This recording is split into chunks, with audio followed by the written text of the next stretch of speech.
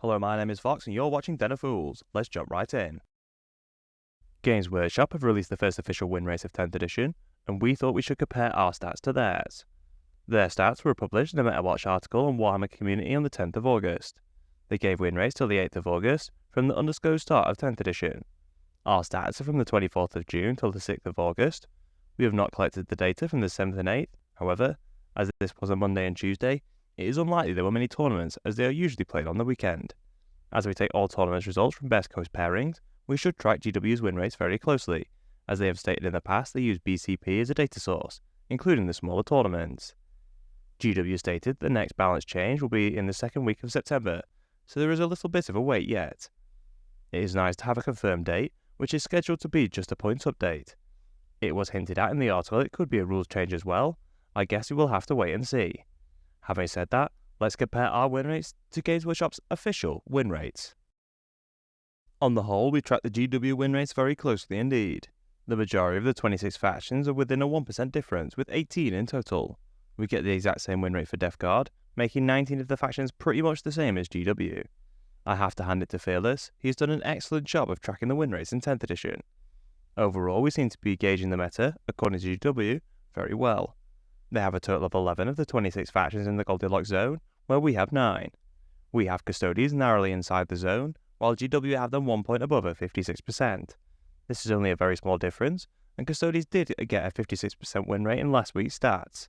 I would estimate that they will climb out of the Goldilocks zone on our stats given their recent form, so perhaps it is not undue that they will get some points increases in the next update. We did track the rest of the factions over 55%, such as Eldari and the Gene Stealers, very closely. We usually provide the Ynnari and Harlequins separately, on the vain hope they will get their own rules, but we added them all together for this comparison. It is good that GW can clearly see that Eldari are too strong, and will hopefully take the appropriate action in September. Likewise, there is only a 1% difference with Gene Stealers, and I am sure they will also get some points increases in the next balance update. It is the factions we have below the Goldilocks zone, which are slightly more confusing. Overall, the majority of the factions below 45% are accounted for. This is great to see, as it means they are likely to get a buff in the next data slate. GW mentioned that the bottom 4 factions would definitely get a buff. Our stats agree that these 4 factions, Admech, Death Guard, Tau and Votan, are seriously in need of some points decreases. One of the biggest discrepancies between our win rates and GW's is for the Leagues of Votan. GW have them 3% higher than us at 35%. GW's win rate still demonstrates that they are clearly struggling the most. Perhaps GW decided to give them a few more percentage points, so it doesn't look quite so bad. We do see some large differences with a few of the Divergent Space Marine chapters. We separated our data to emulate the way GW have done theirs. We removed all of the chapters with their own indexes from the overall Space Marine figures before we compared them. We have 3 chapters outside the Goldilocks zone, but we do track the overall Space Marine win rate very closely, with only a 1% difference.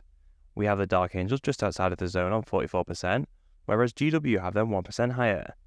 We are pretty much spot on with the 1% difference. As we have the Dark Angels so close to the zone, I think we can give GW this one. The Black Templars, however, are a fair bit different.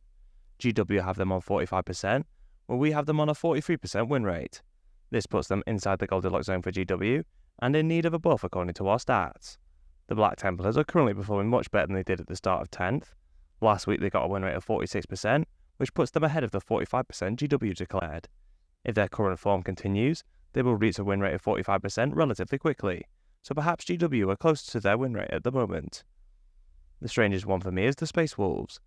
GW have them on a win rate of 46%, while we have them 3 points lower on 43%. I personally cannot think of a reason why GW have them much higher, and their recent form does not suggest they are performing for a 43% win rate. Perhaps it is not the end of the world for the Space Wolves players, as Index Space Marines is below the Goldilocks zone, so may well get a buff in the next balance data slate. This would of course help the Templars and Space Wolves, as they have access to all the units in Index Space Marines. At least they would get a buff, as factions in need of one by our stats, even if it isn't to their unique units. As we stated, we are very happy with how our data compares, and overall it looks like the right factions have been singled out for their respective buffs and nerfs.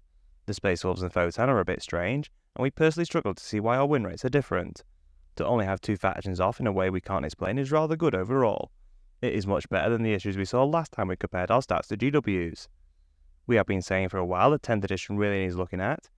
It is nice to see GW's stats show the majority of the factions outside the Goldilocks zone, confirming that the game is officially unbalanced. At least when the balance update finally comes around, no factions should be missed out for a buff or a nerf. If you enjoyed our content, please subscribe, check out one of the videos on screen, and consider using our affiliate links in the description. Thank you for watching.